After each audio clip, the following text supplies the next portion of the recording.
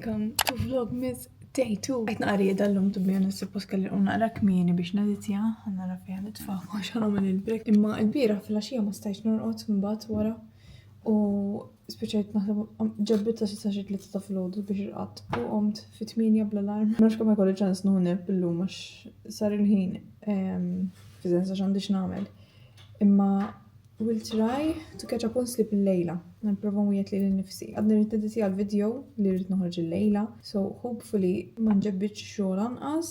Ħalli nkun nista' niditja u nitfgħu qabel is-7. Għandi wkoll ħafna x'nagħmel with regards to insajjar. Għaliex nhar il-ħadd ħanissieben xi ħbieb hawnhekk. Mhux ħankunu ħafna, ħankunu forsi xi 10 inkluż jien u Daniel. U ħanagħmel tipo Christmas event bil-finger food u hekk kif jagħmlu, kif kienu jagħmlu growing up il-familja ta' Daniel, in-nanet tiegħu kienu jorganizzaw dat tip ta' events insomma mal-familja u xi ħbieb u ħankompli mat-tradizzjoni tagħhom għaliex waħda mill-affarijiet sbieħ toħroġ minn xi ħadd tigwadanja t-tradizzjonijiet ta' familja tiegħu wkoll.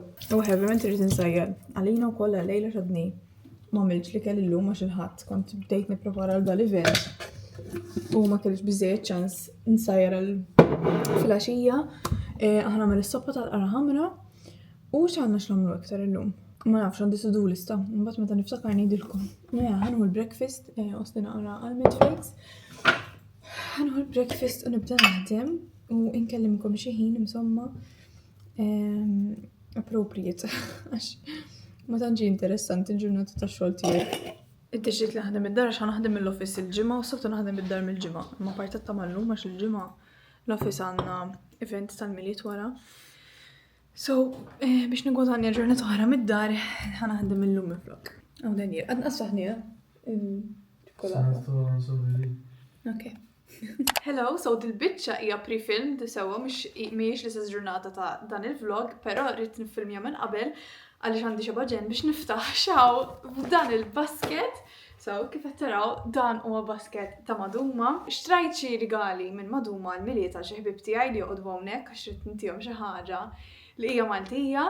U Kimberly she kindly reached out u qalt li tixtieq tibgħatli affarijiet oħra. Kimberly by the way hija l-owner u il-founder insomma il-moħħ wara Maduma. So ħaniftħuhom flimkien u ħanurikom xi xtrajt u xi qlajt ukoll. U jekk tridu tixtru xi affarijiet għall-miliet din is-sena, it's very important naf li kulħadd jgħidha, imma bħala xi ħadd qed nipprova nkun daqsxejn iktar mindful ta' x'nixtri u kemm nixtri u hekk qed nipprova nixtri ħafna iktar affarijiet minn small businesses to support, specialment local small businesses. She kindly gave us a discount code, so jekk tużaw il-discount code Maraya15 ħajkolkom 15% off all throughout December sa lejliet il-miliet. Issa ħanibda ħanurikom xi xtrajt. Di ġaf taħta hija l-ewwel ħaġa li ftaħt għaliex insertajt spiċċajt bla rubber band u kelli bżonn waħda minnhom u kelli dal-basket handy u kont naf li tlabta scrunchie għax jiena veru nużhom l-scrunchies u di veru sabiħa m'għandix waħda pattern deck. Issa hawnhekk għandi xi rigali, so hopefully in-nies għal-miħan tihom ma jrawx l-stories, I mean mhumiex Maltin, so forsi jaqtaw qalbhom jismgħu nitkellem bil-Malti. Imma il-ħaġa li xtaqt nixtri jiena huma ir-recipe books u xtrajt 5 waħed minnhom għalija għax vera li għal-recipe book u rrid nixtri wieħed għalija wkoll, so daw xtrajthom jiena da għalija, da vera ilni għalih. Imma fl-aħħar għandi recipe book veru looking forward biex nizzel ir-riċetti kollha tan-nanni hawnhekk. Ġibt id-diary, jiena persuna li għadni nuża d-diary, kull sena nkun irid wieħed, il-pjan tal-ġurnata, kollox nuża għalih anke just for brainstorming u hekk. U dan veru eċitat għalih, naħseb dan jekk mhux sejra żball il-fardal, tafu kemm inħobb insajjar, oh my god, in person, veru sabiħ gold, very intim għal-miliet ukoll, imma għal-any time of year again, għandu il-pattern tal-Maduma, again, kwalità veru tajba, u veru looking forward biex nilbsu. Għanna il-pocket pariġu ukoll, jiena veru nżomm il-pockets anka biex to travel with them u hekk. Tatni tote bag ukoll is-swet. Jiena ngħix bit-tote bags, literalment kull fejn imur nieħu tote bag miegħi fis-sens nilbsu bħala basket u dan veru sabiħ li għandi ħafna minnhom wara bil-ħasili so ma tantx jibqgħu tajbin, imma da veru jidher kwalità tajba. U probably llum nilbsu. Ukoll ikun veru rigal sabiħ xi stocking filler, pereżempju jekk tagħmlu hekk mal-familja tagħkom jew Secret Santa, di vera eċitata għaliha ommi meta marit tiġburhom li ħassra xammita u qalt li oh my god veru tfuħ. U din hija gingerbread cookies. Not gonna lie ġa xammejta, ġvera kelli kursita biex nara x'għandha u di veru ħatfuħ meta nġib in-nisa u ħaj jgħiduli sajjar tgħidilhom xejn. U dawn ukoll oh my god daw veru qed għalihom. Tatni set ta' coasters erba' u vera jidhru kwalità tajba u veru sbieħ dal-pattern jiena li kħal veru jirrobni. U l-aħħar ħaġa li mhux ċajta 100% eżatt x'inhu, imma assumi li l-stationery set għax iftilha li nuża stationery sets ukoll imma qiegħed wrapped egg, so ħaniftħu ħanara xaw. So għandna shopping list, dal-journal għandi wieħed simili bħalu kont qalajtu kol tal-birthday bil-linji egg white ġifieri. Għandi bookmark ukoll sabiħa għall-kodba. Għandna set ta' karti għat-to-do list u fl-aħħar għandna weekly planner li vera jiġi handy għal meta tipprepara l-affarijiet u flok tħalli l-affarijiet fuq moħħok u tkun tittaqsamhom mal-partner ma middejx. Tista' toħelha mal-friġġ u naħsbek ħanibda nagħmel issa. That's it. Thank you ħafna lil Maduma tal-li tawni dal-affarijiet u wkoll tal-li tawni discount code li jien nfakkarkom huwa Maraja 15. Tinżewx tużaw ħed checkout ħalli jkollkom 15% off u issa nkomplu bil-video. Hello. Literalment, di issa naqbad il-kamera l-ewwel darba, ħana vera nitfaqkom ta' minn dal-għodu, wara li jettilkom li ħanibda naħdem, ħalbis iż-żarbun ta' imma illi ġurnata naħdem sew ma stajtx inkellimkom. U issa l-erba' ħwed ħanżarma għax sar il-ħin għaliex għandha ħafna x'nagħmel illum kif qedtilkom bħala tisjir. U daqt jidlam, ovvijament jidlam kmin, jew għad jidlam xi 4:30 bħalissa diġà. U ma nxekk nagħmel ġurnata ġewwa, ħalbis il-ġaketta żgħar. So qed anke biex noħroġ nimxi naqra biex nagħmel eżerċizzju għax bħalissa mhux immur ġim. Illi naħseb xi ġimagħtejn ma mmur ġim għax mhux qed ikolli ċans ħabba l-editing u affarijiet oħra. U ħediżiet il-video throughout the day bej breaks. Hopefully ġi tajjeb għax bdejtni qaf inkompli, imma should be fine. Dal-weekend kont ġamilt l-intro, so għamil xej speċjali, imma biex għal-inqas neħles dik. Ħammur nimxi, ħanħodkom mija ħalli nurikom xej il-park kif jgħid bħalissa mhux għax hemm ħafna xturi, jiġifieri għax il-waraq waqgħu kollha. U mhux daqshekk interessanti, imma ħanurikom xorta biex għall-inqas taraw veduta differenti mid-dar illum. So ħanurikom x'għamilt. Għamilt din mal-bib. Xtrajta minn Flying Tiger. Jara, nizla xemx. Xtrajta minn Flying Tiger, mżaċ kienet għalja, ta' ġifieri. Imma vera xtaqt nixtru waħda tajbek u sabiħa li żomm li għal żmien twil.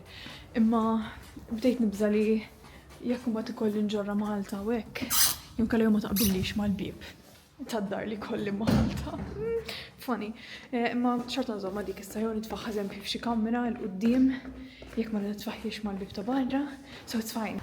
Anyways, ħanurikom naqra it-temp. Illum għall-inqas ma kienx ġurnata sabiħa ħafna. X'jiena meta tkun ġurnata sabiħa u nkun ġewwa ma nkunx nista' noħroġ vera nindanna.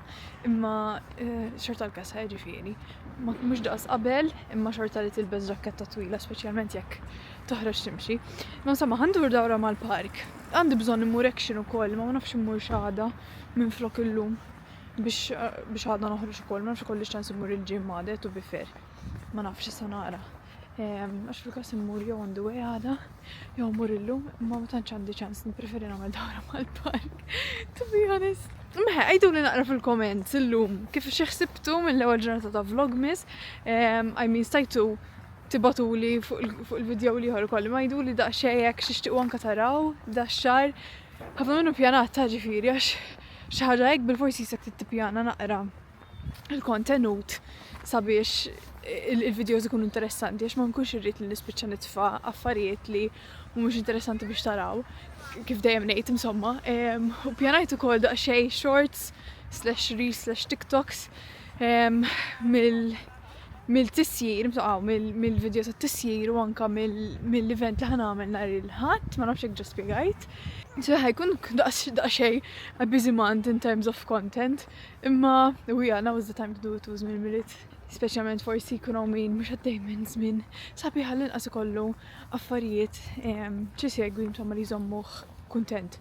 Insomma ħankompli nimxi u nurikom il-park tal-ħar darba x'naħseb inni ma nurih to be fair.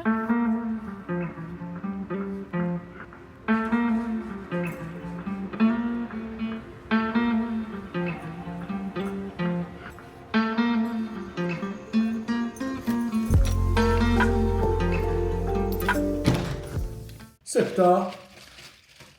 Ma jafih, għafna ġifir.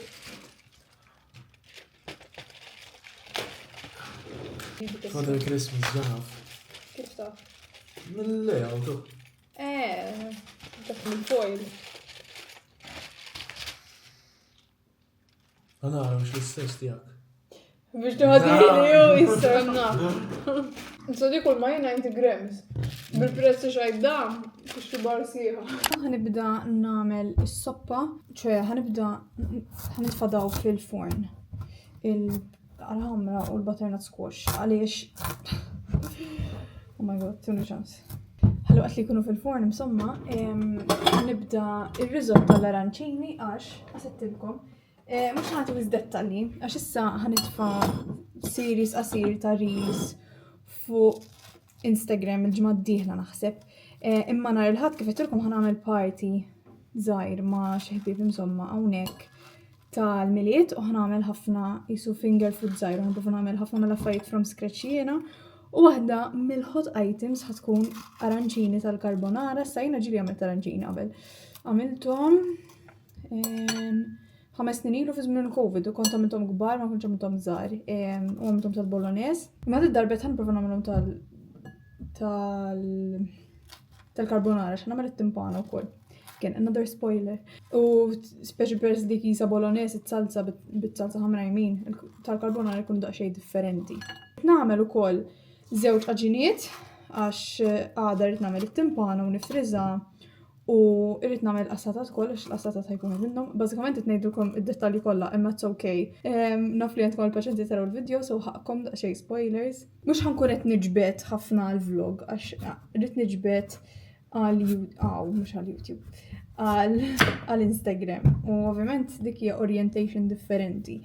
Imma nurikom l-end product ħalli ma jkollkomx għalfejn toqgħodu tistennew sal-ġimgħa d-dieħla biex taraw il-prodott finali. Illum l-ewwel darba li ħanagħmel soppa tal-qara ħamra bil-butternut squash ukoll. Is-soltu rid nagħmilha bil-qara ħamra biss imma kelli butternut squash fil-pantry għax darba milux għamilt ir-risotto rġajt tal-butternut squash. U kont għadni mużajtiex so ħanaħlija. Għax ġrat inħossni għedha tajt għax palissa s-sitta u ħareġ il-video u in the meantime wara li ġejt nimxi kont qed neditja il-portrait version għal-story għax irrealizzajt li ma miltiex. Illum ħajkolkom ħafna behind the scenes ta' xiġri wara dawk il-posts kollha. So għamilta malajr u mbagħad tfajt story ħabba ta' maduma li by the way ara libsa l-fardal tinsewx tistgħu tużaw il-code tiegħi ġara fli qedtilkom. Però veru nixtieq li sad-disa nlesti kollox ma nafx kemm realistika, ġifieri li sar-disa nlesti. Imma nixtieq ħalli llum norqod taqxejn kmieni għax għajjejt norqod tard. Daw lesti. Mela daw għarrimi. Jasra, daw naf li nista' nnaddafhom u nixwihom u nagħmilhom seeds, però m'għandix ħin biex nagħmel hekk, imma veru idea tajba biex ikun hemm inqas food waste.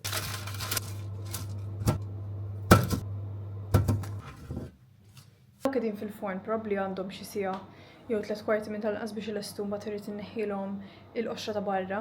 Ħanħaq nibda l-arancini, so from this point onwards ħanqaf niffilmja hawnhekk, ħanibda niffilmja għal-reels. ħajdumu ġifieri għax rrid inħalli r-ross joqgħod hekk, imma nurikom. Don't worry. Qabel ma nerfgħu ħanurjulkom hawnhekk qiegħed. Ħanitfgħu fil-friġġ u mbagħad wara jkun vera kiesa, suppost dan nagħmel iż-żewġ ġejjen u s-soppa wkoll. Imma meta vera jkun kiesaħ mbagħad nifurmawhom u nifriżawhom mbagħad. Għax ovvjament mhux ħansejrhom ma nistax insejrhom merlat. Imma veru jidru sbieħ, to be honest, zitrom ħarira melħ, nispera li ma jrux bis mill-ħin, ma doqt naqra mit-taħlita u mill-da u ma kienx mielaħ daqshekk. Ħsibt li ħajkun iktar mielaħ ħabba l-gwanġali, so żied ħarira melħ. Għax il-butir li jużajt kien bla melħu. Meħe, looking good so far. Dawn il-ħat neħejtom għadni rrit nibda s-soppa u rrit naqaxxar il-patata u oh my god għal istaraw il-kċina bħal-issa u il-behind the scenes ma gravi.